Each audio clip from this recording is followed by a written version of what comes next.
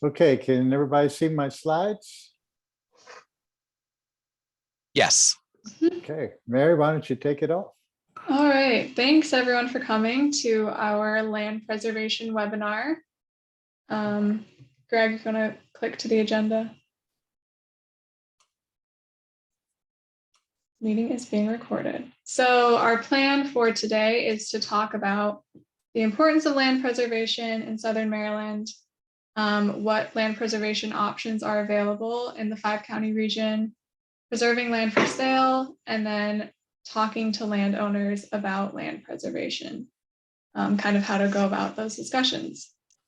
So the importance of land preservation. Next slide, Greg. So I kind of just wanted to put this into perspective because I feel like I'm preaching to the choir a bit with this, but it's important to kind of revisit our overarching motives for preserving land in Southern Maryland. So as you can see by this map, this shows the rapid development of Maryland's lands in the period of 1973 to 2010.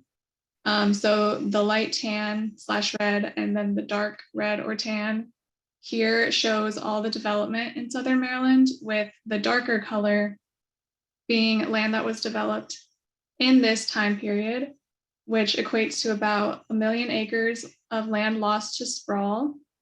And so this just shows how it's over 60% of Maryland's total developed land that was lost during such a short period of time in Maryland's history. And I think that this map just kind of raises some red flags about the rapid pace of development and kind of makes us wonder, where we're going to go from here if this much development has occurred in such a small portion of Maryland's history. Next slide. So suburban sprawl, aka low density residential development, is one of the main culprits in this history of development. It is the largest component of new residential development and one of the largest components of all new development in recent years.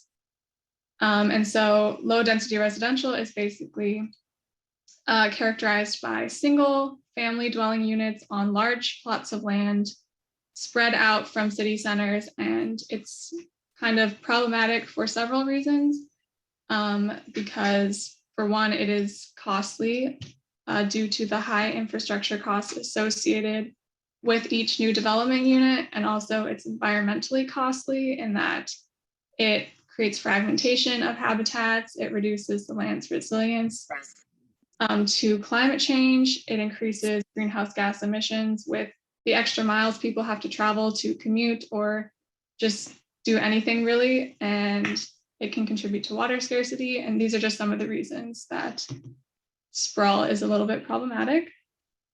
So given these past development trends, it's natural to wonder where we're going from here. So the American Farmland Trust released a report this past year, which shows just that. They mapped 3 different scenarios for the future of development across the country. The report was called Farms Under Threat 2040, Choosing an Abundant Future. And so this is kind of the overview for Maryland based on business as usual. So this is the scenario in which our development trends continue as we would expect based on the past. And as you can see, we're projected to lose 178,200 acres of farmland, 67% of which will occur on Maryland's nationally significant land. And these are the hardest hit counties. Next slide, Greg. So this is what it would look like split up by the counties in Southern Maryland. So I know this is a lot of information, but it shows Calvert County, Anne Arundel, Charles, St. Mary's, and Prince George's. And each of these 3 bars represent the 3 most likely scenarios, which, as I said before, are business as usual. The second is runaway sprawl. So that's basically this suburban sprawl we're seeing continues to develop and, in fact, accelerate and just kind of get out of hand.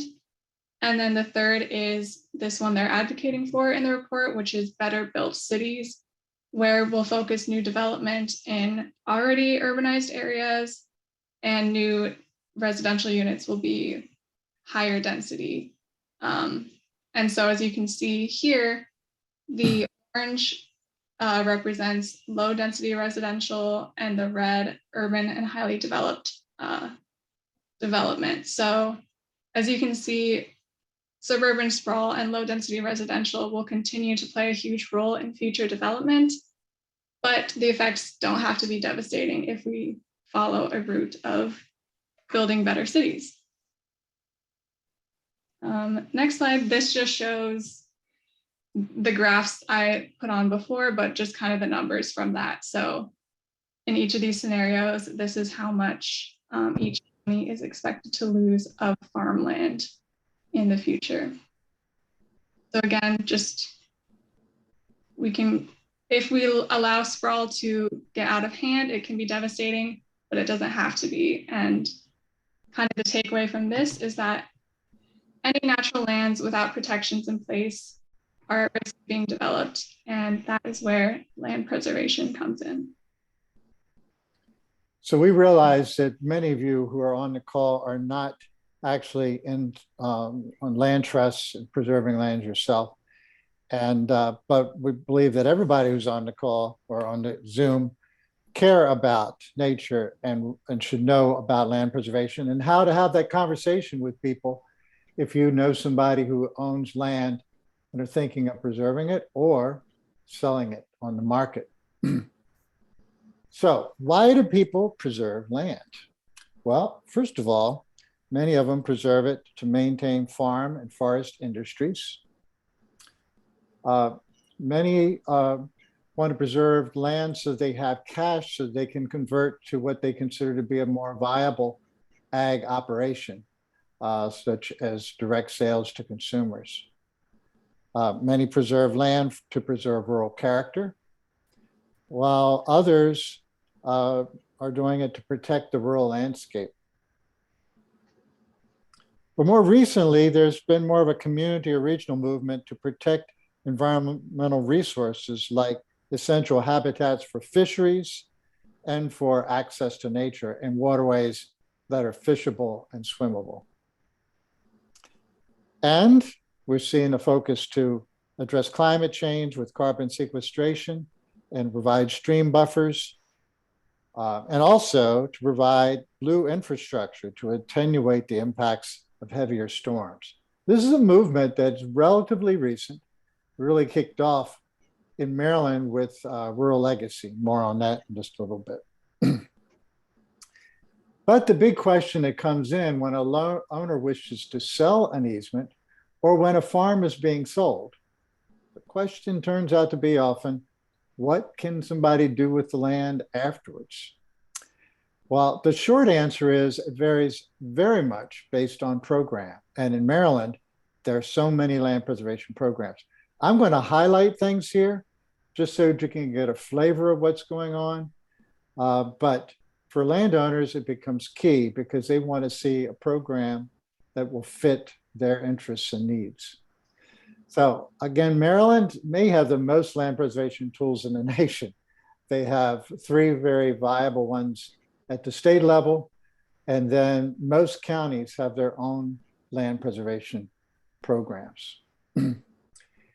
I believe that the Maryland Environmental Trust was the first statewide land trust, and it certainly has been an effective tool. And its mission is very broad when you think of it.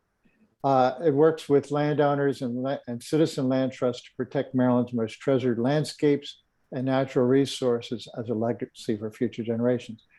Most land preservation programs early on were just about preserving farmland, but this one started off with a much broader mandate. And they preserved over 140,000 acres over their time and 10,080 easements.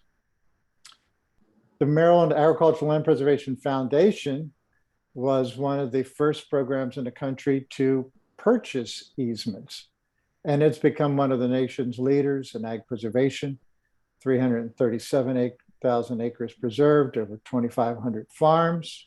And it has preserved lands in all 23 counties with an investment of over $682 million. Rural Legacy was a game changer. It began in 1997.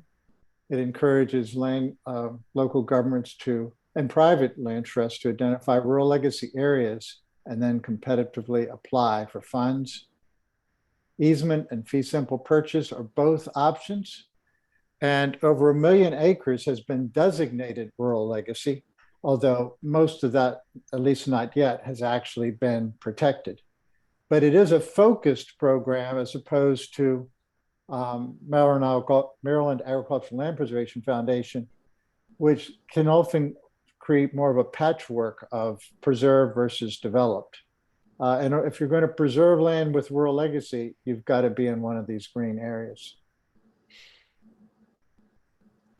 So at the county level, there is a plethora of tools, and I'll go through each county real quickly. Anne Arundel County started its program in 1990, offers a supplemental program that's also easement purchase related. The Purchase and Development Rights Program preserved over 6,675 acres. Calvert County has tried a bunch of tools. Started with a goal to preserve 40,000 acres. It has a forest conservation transferable development rights program, a purchase and retirement program called the PAR program, and then its traditional transferable development rights program that's been in place since 1978. And then brand new, they have a program where they will buy and bank TDRs that developers can buy from the county if that's the preferred option. Charles County has a goal of preserving 50% of its land area, approximately 147,000 acres. Got a long ways to go. It has a transferable development rights program that it uses in concert with the state preservation programs. And they also have a PDR program where they buy the development rights in order to extinguish them. Prince George's County was one of the latecomers in the game, but they've got a very good program out of the Soil Conservation District. So far, they preserved almost 4,000 acres of land. And then finally, St. Mary's. It's a transferable development rights program, moves the TDRs from one place to another, and a rural preservation districts program to encourage agriculture, forestry, mineral resource extraction, aquaculture uses by preventing high density development and residential restrictions. So you can see it's all, all the different kinds of tools are in place in each of the counties. And then if you want to find out if properties in your neighborhood have been protected, you can go to Merlin's website as a place to zoom in and see what properties in your county or region have been protected and which ones may be at risk. So then the next one is, the next section we're going to be going on into is preserving land that comes up for sale. And let me say, by far, most of the lands that we've seen preserved in the state of Maryland have been through voluntary sales from landowners of easements. It's been a very effective tool, but what if critical properties come up for sale in an area that you're really trying to protect and that you really can't afford to see developed? Well, when they come up for sale, important message that should be out there is do not assume that developers pay the most for rural land. This is something that you just have to keep in your head. Developers, because they may make a significant amount of money on a property, they're business people like anybody else, and they want to get the best deal for the properties that they're buying from. Now, let's take for example, a 100-acre parcel. There's no house. And in Calvert County, that may be worth $700,000. If that's what the land sells for, number one is you don't own it anymore, so you lose all privileges to the land. Another thing to it is you may not, the settlement conditions may be that you don't get the land until the subdivision is recorded, or at least until after the lots are perked. And that may take a couple of years to happen. And so meanwhile, you're losing interest off of your land investment while you're waiting for those actions to happen. In the middle column, we've got, what about if we were to sell it to the Maryland Agricultural Land Preservation for easement or TDR sales? Well, the range of what an easement sale value is all over the place in the state of Maryland. But I've seen it be anywhere between 50% and 70% of the appraised value of a property. And if you look at that out of a property worth $700,000, the easement can be a pretty good hunk of change or a significant percentage of the land value. But then over time, the residual value of the land, the farm itself, accrues in value. And it's no surprise at all to see farms that have sold after the easement has been sold sell for a value equivalent to $400,000 for a 100-acre tract of land. So in that case, the land value may turn out to be a good bit higher. But then Rural Legacy adds another component to it, because Rural Legacy was the first program I know of to actually give value to the conservation values of a property.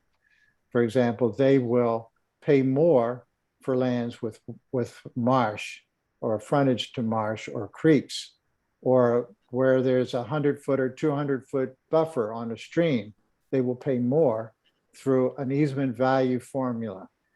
And they'll pay up to 80% with their model. And that, again, that could be $525,000 just for the easement, and then still significant residual value after that. So this is just one scenario, and so many scenarios can play out. But the bottom line is, don't just assume the developer pays the most. And of course, Mary talked about the destructive method of housing that we've been doing over the years, and how it's auto dependent. It also isolates children. It's dependent on fossil fuels. It destroys ecosystems.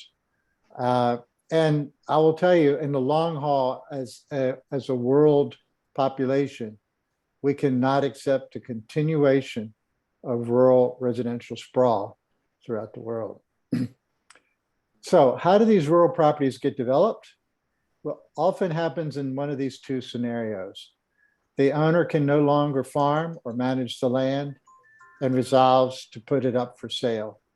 The other is if the owner dies and heirs, if any, don't want it. And once again, the land is put up for sale. Often there's an appraisal done, and the appraisal inevitably will say the highest and best use is development. I disagree with that. And I think if you look at it from a bigger picture, highest and best use is a misnomer here. But ultimately, then, we often see that the land is developed. Calvert Farmland Trust was the first land trust I know of, at least in my region, that had started a program to actually buy critical properties that were up for sale. And their first case was the most extraordinary. This is an outline of the property, and it was, I think it was about 86 acres. And the owner decided, first case scenario, they could no longer farm it. So they hired a surveyor. They recorded 23 lots on this property, and then they sold it to the highest bidder. There was an auction for the land, and Calvert Farmland Trust bought it. And but they put one condition on it, and that was that they wait 6 months for settlement. In that 6 months, they put the land in an ag preservation district. well, they got approval to put it in an ag preservation district pending elimination of the subdivision. They got the number of development rights certified, conditional again upon acquisition and removal of the subdivision. And then all on the same day, they bought the property, they unrecorded the subdivision, they got the development rights certified, they sold the development rights, and they sold the farm. One amazing day. So they proved that actually they could outbid developers for a property on even recorded subdivision, and they could get all of their money back for the land. And they did the same thing with one of the prettiest properties in Calvert County, located on St. Leonard Creek, over 165 acres. They not only preserved that property, they kept a fair amount of cash afterwards too. So I've talked a little bit about the Rural Legacy Program. It's unique in that it really does place value on the ecosystem services of a property, provide with conditions for stream buffers, wetlands, impervious surfaces, forest cover. The owner and the land trust can negotiate those things and come up with a value. Of course, the more environmental conditions, the higher the value is, getting closer to 80%. We got to 80%, for example, at ACLT on a property we purchased called Holly Hill. And the rural legacy easement was authorized up to 80% of the appraised value of the land, which makes it, the residue, much more affordable, I have to say, for a land trust. So now we turn back to Mary, and I'm hoping you're taking some good questions down, by the way, as we're going through this, because I may have generated a few questions. But Mary's going to talk about a key tool that can be used. Yeah. If you're interested. So one of the biggest components of buying property that comes up for sale is knowing when this property comes up for sale. And something we've been doing to ID properties is to set up a Zillow bidding type of thing where on Zillow or any other real estate search engine, you can set the parameters of a search and save it so that it is sent to your email if a property matches your parameters. So on Zillow, we just kind of drew a polygon around the 5-county region that we're interested in. We set the house type to lots and then set a minimum acreage of 20 acres. And then now we get emails every time a property comes up for sale, and we can kind of look at those and see if they're worth our energy to try and protect. So it's pretty simple to do, and it's been useful for us so far. Next slide, please, Greg. I'm trying. Hold on a second. It's frozen. There you go. Okay. So lastly, we just wanted to talk about talking to landowners about land preservation. Next slide. So we know that our affiliate members may not deal with land preservation and have conversations with landowners as frequently as the land trust of SMCA do, but nonetheless, you may find yourself in a conversation with a landowner or knowing someone who has land that they're looking to sell or are just interested in the options out there that you might want to plan a conversation with. And we just want to give some tips for these conversations so that they can be successful. And there's really no best way to talk to landowners because they're all different, but these are just some of the things we came up with that would be useful. So the first, if the conversation is spontaneous, we think it's important to kind of try and gather what you can about the landowner's motivations for considering land preservation and tailor the conversation from there, because landowners are going to have many different motives for considering land preservation. Like Greg was talking about before, it could be they just are ready to get rid of their land and want to make the most money, or they want it to be passed on to future generations at an affordable price, or they are interested in these conservation characteristics of their land. But overall, this is important because while many landowners will not be or might be unreceptive to the environmental language that we're used to using, most of them will prioritize their economic incentives. So we think it's important to emphasize that land preservation can be a financially beneficial route for them to take, and just kind of to emphasize that you want what is best for them. And then lastly, Nope. I'm still on that slide. Okay, just the third point, give clear information for the next steps, or give specific contact information that they can follow up with. Now, if there is time to prepare, you might have time to do some more research. So you would want to look into stuff like, where is the land? How many acres is it? And plan ahead, like figure out which preservation programs would apply that you could suggest to them, or look up how much similar properties in the area have sold for. And this can just give them an idea of what they could expect. And then build trust with the landowners by citing your sources and giving them the same tools that you use so they can do their own research. So this could be just if you're giving information about how much similar properties in their area have sold for, you could just give them like the county website that you use to look that up. Most counties should have like a mapping tool that you can use to look up this information. And then, so ACLT has been working on a land preservation campaign to try and reach a broader audience of landowners, instead of just having landowners come to us or find ourselves in conversation with people we know. And so we've been working on these materials to reach out, the first of which is a postcard. So we thought it would be a good idea to send postcards out to a list of landowners in our area to kind of get their attention about land preservation, and kind of set the stage for follow-up materials we would send. So this is what we came up with. We kept it simple and kind of just gave an overview of how land preservation could benefit them. And we made multiple materials because we think that contacting someone more than once is more likely to get them to respond or do what we want them to do, which in our case, we would like to have an in-person workshop for landowners to come in person and learn about land preservation options, but it's not planned yet. But we would include that information on our postcard and brochure.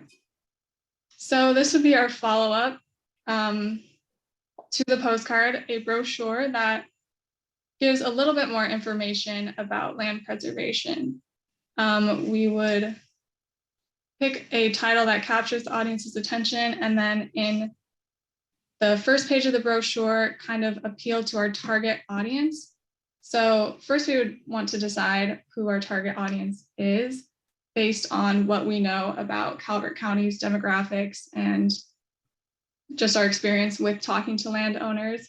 So this, while not all landowners would use their land to farm, hunt, or fish, we know that this is something that people like to do in our area. So we're tailoring it to that group of people. And then also emphasizing the economic benefits of land preservation, because we know that that is also a widespread motivator for landowners.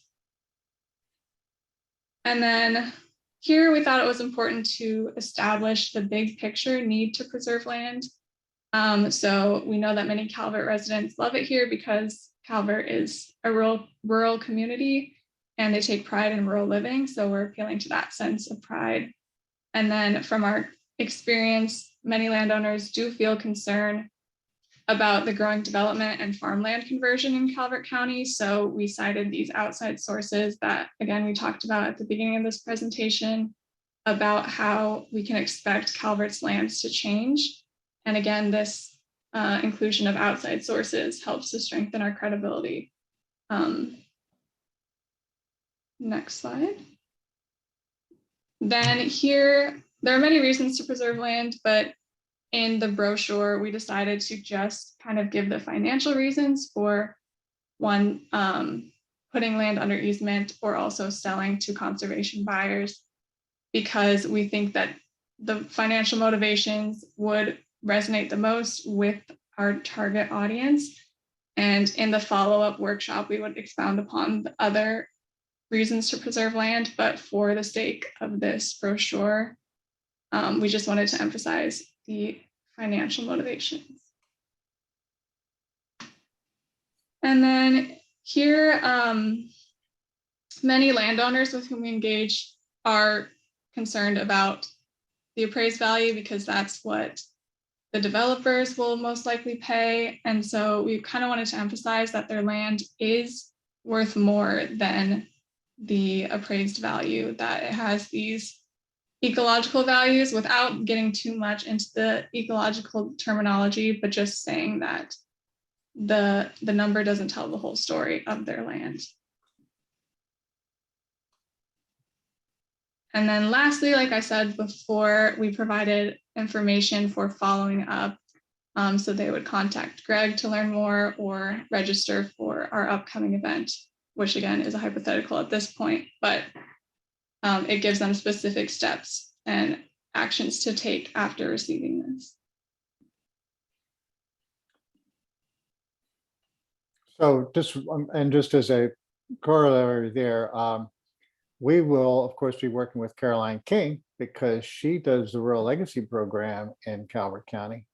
And so we're going to be tying in their efforts with our efforts with the other land preservation tools in the events that we have. And so the more collaboration we do between land trusts, we'll also be involved the Tucson Tidewater Land Trust, because they've actually conserved properties here as well.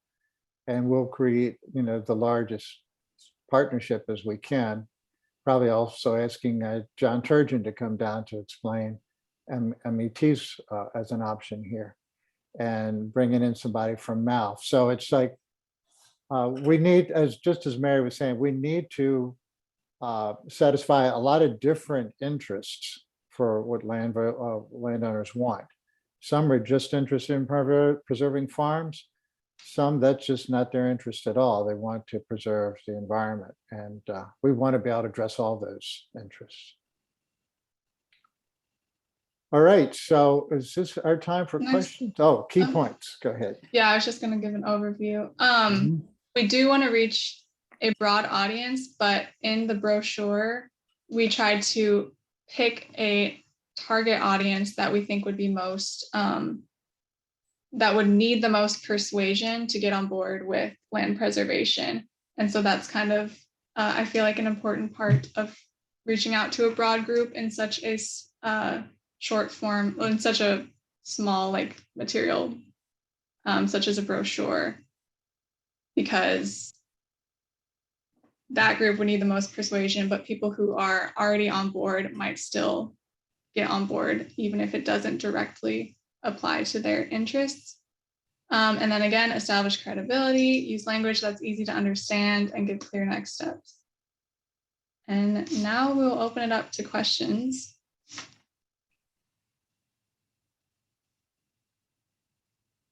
Greg, if you want to move the slide. Sure.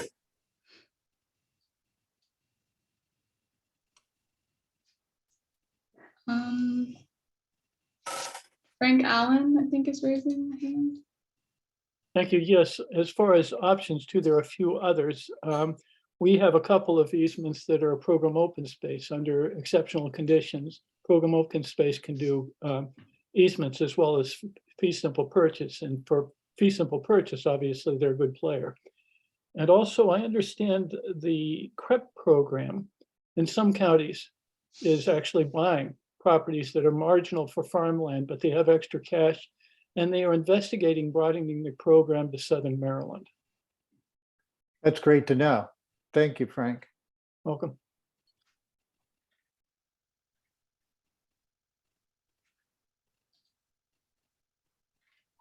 Michelle has a follow-up.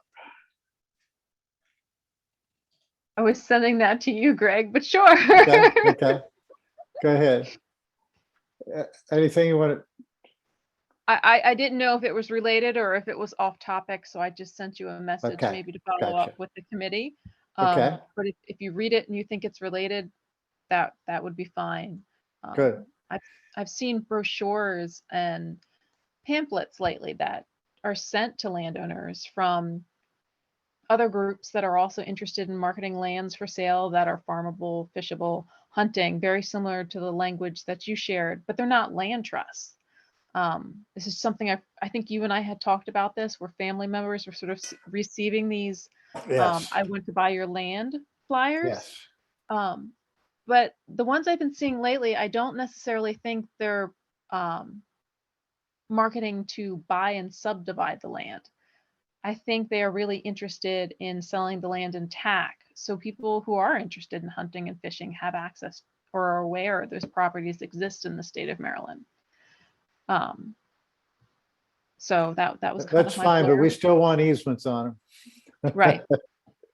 I didn't And know thank you for if that. there was any symmetry there, like were the groups kind Yeah. of working together, or Land Trust aware of these other groups that are out there marketing these properties? Like, I don't think so. I don't think so. That's good to know. Good insight. So does this, Frank's got another question, then I've got another question of you. Go ahead, Frank. So this is a follow-up to what Michelle's saying. We need to be able to reach out to those groups that are putting out the brochures so that we can work with them. Yeah, if their intent matches ours, I agree. I'm still curious. I'm suspicious, but maybe so. I'll have to pull some of them that I've seen floating around and kind of share it. Because I myself, it's new information. I'm curious who these groups are.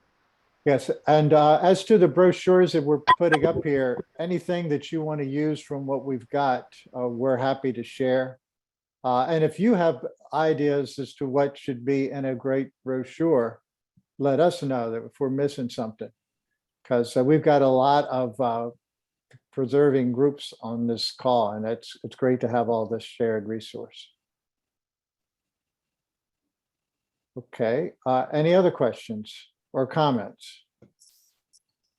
Yes, Dan. Yeah. John's got a question too. Wow, you were first. Go ahead, Okay. man. All right.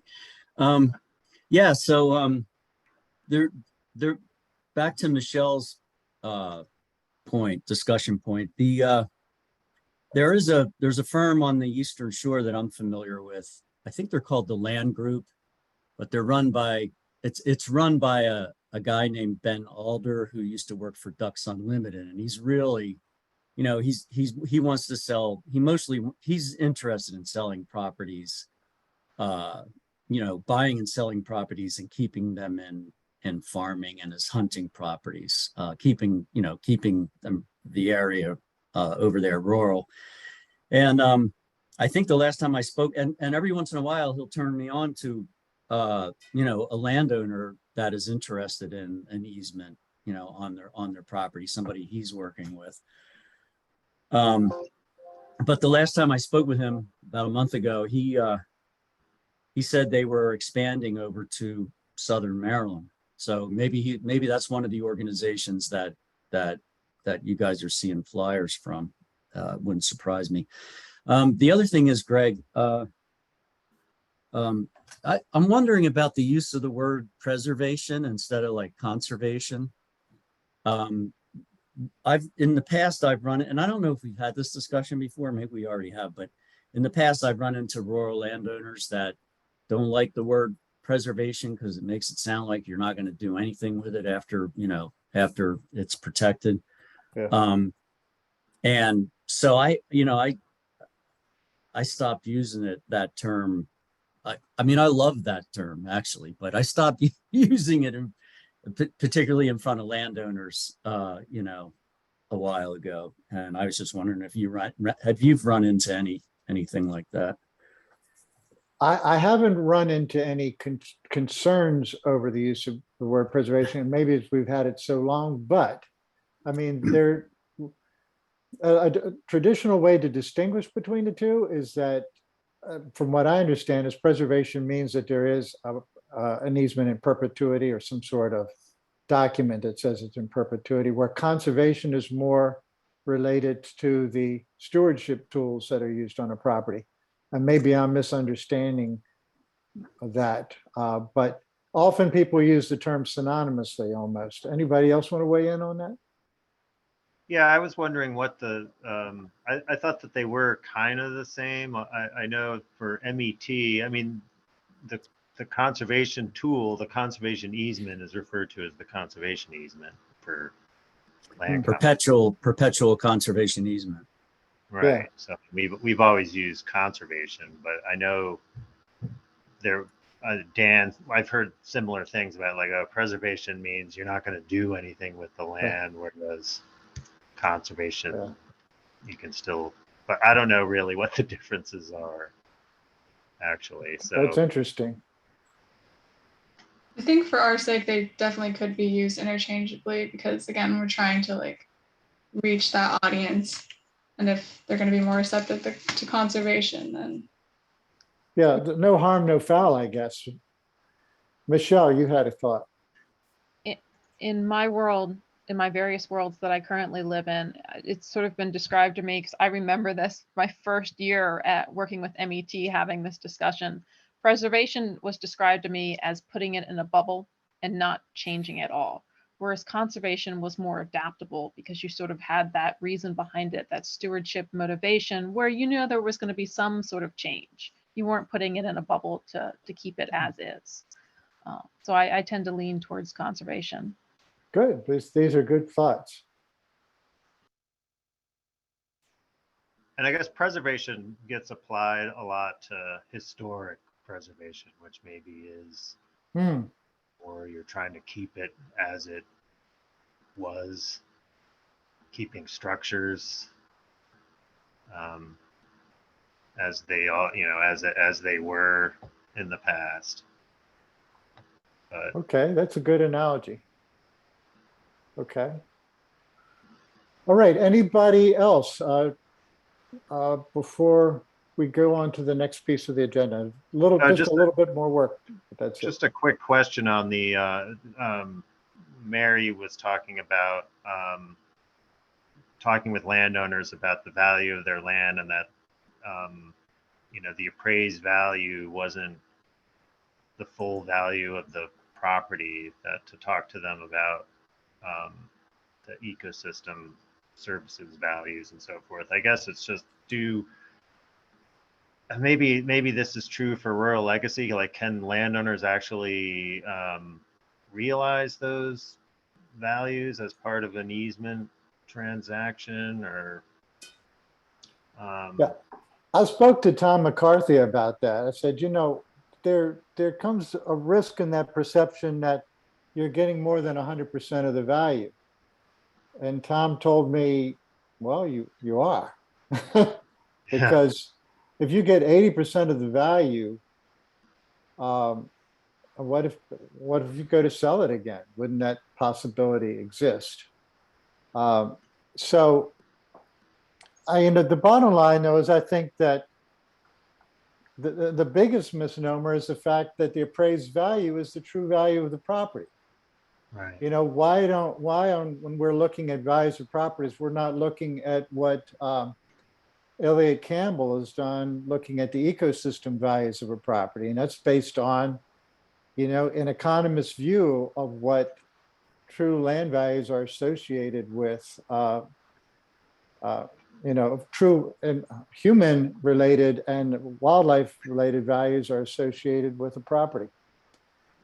I know we get on interesting turf there, but bottom line is I do think that many times that the ecosystem value turns out to be higher. And I see another hand. Go ahead.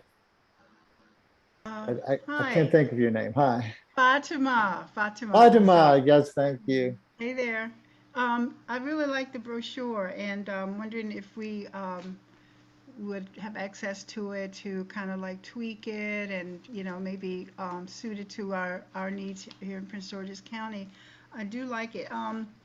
it said one point, it said, do you want to cash in on the value of your land without selling to developers? And I'm wondering if people have in the back of their mind that myth that, that you pointed out very well, that, a developer, selling to a developer you may not be to get the best price.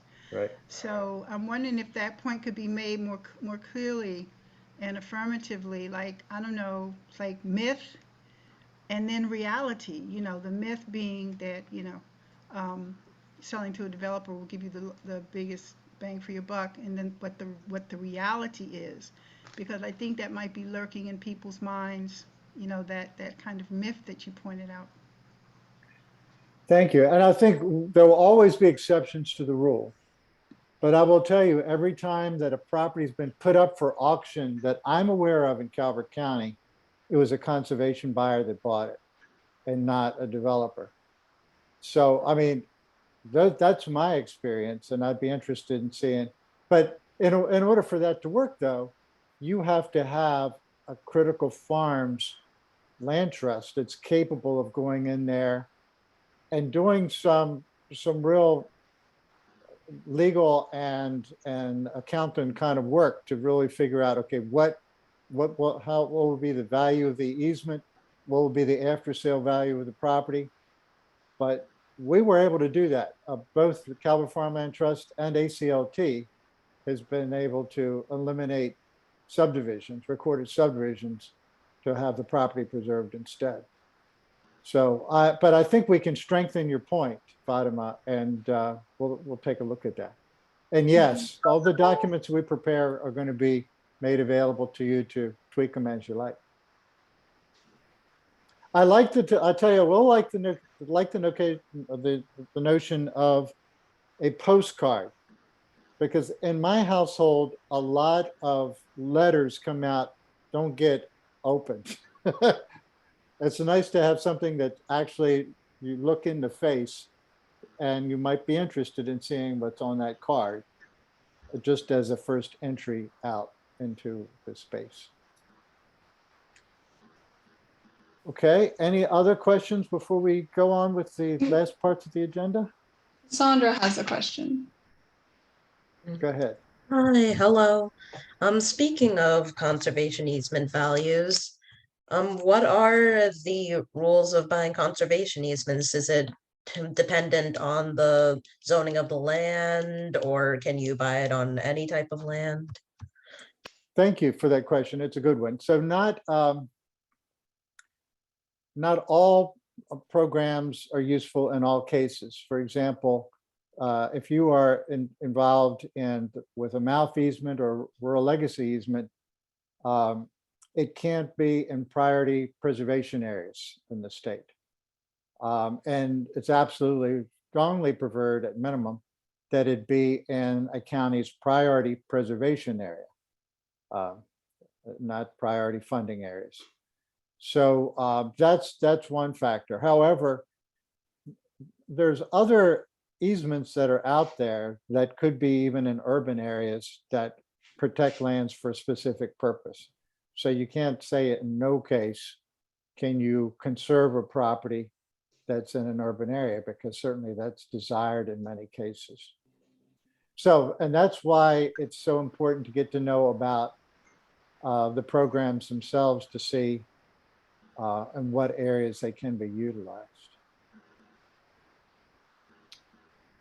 All right. Any other questions? All right, so Mary, why don't you take us through the last few things? So just some final announcements. On September 29th, the U.S. Fish and Wildlife Service is going to host a wildlife refuge expansion stakeholder meeting, and Dan is going to talk a little bit about this. Yeah, I just wanted to let everybody know that we're having a stakeholder scoping meeting for the expansion of the Patuxent National Wildlife Refuge boundary down into southern Maryland on September 29th from 9 to 12. It's going to be virtual on Teams. And everybody on this call probably should have gotten an invite. If you haven't gotten an invite to that and you're interested in attending, email Greg and he'll pass that on to me. So basically what we're going to do is we have a core team of folks from Fish and Wildlife Service, ACLT, MET, and the Chesapeake Conservancy that are preparing for this. And the Fish and Wildlife Service is basically going to propose what we have in mind right now, and then get input from all the stakeholders and partners that attend the virtual meeting. And then we're going to develop this land protection plan document. That's basically a NEPA document that's going to go out for public review. So folks that are invited to the scoping meeting and can't make it or can make it, everybody will have another opportunity to comment on it through the NEPA process at a later date as well. We hope to have this done and approved by this time next year. That is, have the acquisition boundary expansion approved by this time next year, so that we can establish new units of the National Wildlife Refuge system down in important parts of southern Maryland. Dan, I am just so excited about this project because I think not only will it raise the level of interest in U.S. Fish and Wildlife and wildlife conservation, it will also raise the interest in land preservation, and I think give hope to all of us organizations that it's possible that we don't have to lose all these key resources. So I just can't wait. I hope everything goes well, and we'll be there to support you in any way we can. Yeah, thanks, Greg. I'm really excited about it too. This process started back in 2011, so it takes a long time. It was shelved once or twice during certain presidential administrations, but it's been brought back to life, and there's a lot there. The leadership of the Fish and Wildlife Service, all the way to the top, is very interested in seeing this happen. So it, I think we have a window of opportunity to get it done and get it approved, and a really, really good chance of getting it approved. So, and I know that I think Frank Allen might be the only person on the call who was involved with this back in 2011, but played a leadership role. Frank did. I think he was Patuxent Tidewater, got the ball rolling. Okay, so Mary, you want to tell us about the Sierra Club campaign? Yes, so if you haven't already, please feel free to support the Sierra Club campaign to ask the Girl Scouts to conserve 633 acres of forest in Prince George's County. As of today, we have 833 supporters out of our goal of 600. So it's doing well, and it's still going if you want to support that. You can just look up Sierra Club East Marlton campaign, and it should be the first link. This would be a major win for us as a SMCA if we can actually turn this thing around. It's very important property above Jug Bay, drains into Jug Bay. Has there been any further correspondence or discussions with the Girl Scouts about this property? Attempted, but they're not accepting any visits yet. Okay. Yeah, so lastly, I just wanted to do a quick introduction. Cassandra is our new Conservation Corps intern at ACLT, and she'll be working with me and Greg with SMCA, and I just wanted her to introduce herself real quick. Hi, hello everyone. My name's Cassandra. I have been pleased to work at ACLT for at least next year as part of the Chesapeake Conservation Corps. I'm really excited to get to work with everyone and get to use degree. I recently graduated from Cornell University with a degree in environment sustainability, concentrating in environmental economics. Working for ACLT has been everything I want to do with degree. There's awesome land management stuff. I've already fallen in love with the farm here. I've been doing a lot of farm management stuff. There's lots of really great resources, people, and causes going on, and I'm really excited to learn more and to do my part to move all of these really important things that we're advocating for forward. So thank you for having me, and I hope that we get to work together a lot over this next year. As you can tell, I love the Chesapeake Conservation Corps program. We get great people coming through, and best way to bring forward the next generation of conservationists. So just the last 2 minutes, other topics that we need to cover, folks. Please let Mary and me know. What, do you have anything you want to just raise that we've missed so far? We've been in operation almost a year now. Any new topics that you'd like to cover, us to cover?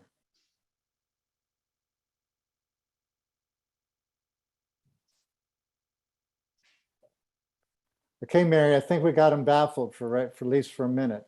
So, but please get them to Mary or me, and